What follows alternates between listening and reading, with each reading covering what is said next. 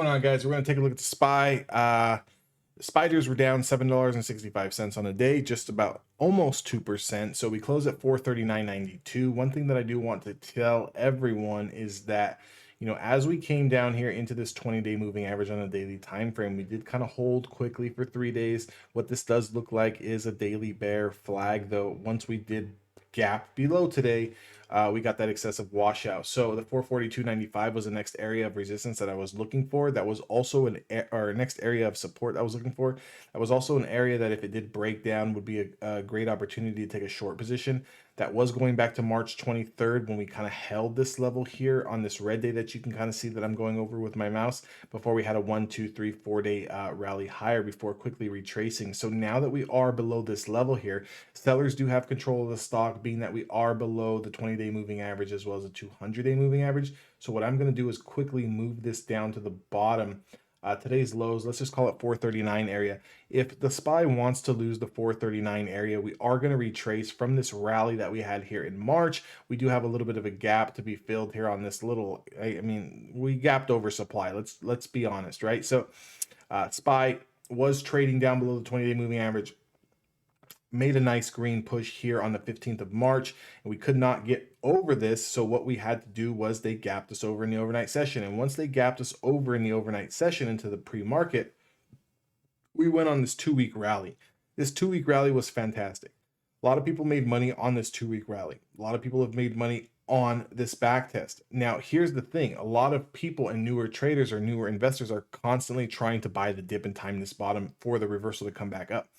We cannot start buying the bottom until we start to get some significant consolidation and we start to get some candles that start closing over the previous day's high. Until we start closing over the previous day's high, you guys have to keep in mind that you can't just be holding positions long. Now, as hard as that is to hear, you do need to stay patient. And if you are looking to make some money in the markets while this is happening, you can definitely look to trading options, hedging your position with some Qs or some SPYs short. Just kind of making these shorter term moves. Just understand though that, if SPY starts to lose the 439 area, and if you guys are trading futures, if they start to lose today's lows, we definitely do have more room to come down. Definitely this week could be a little bit of a troublesome spot. If we do get any sort of bounce, look for rejection around the 447, 448 area. That would be a strong area of resistance that I could see the SPY coming into before another rollover. Just depends on how far this wants to retrace before, we start to see some sort of bounce. I would not like to see, for the bull standpoint, I do not want to see us give back this whole, 2-3 week move here. Now, if we just kind of go to this, a little bit of a double bottom here at 415, and obviously we have the lows here at 410. Anything below 415 does see 410, and anything below 410 would spell another leg down. Let's hope that we don't get that. We do have CPI numbers coming out just going to completely reverse.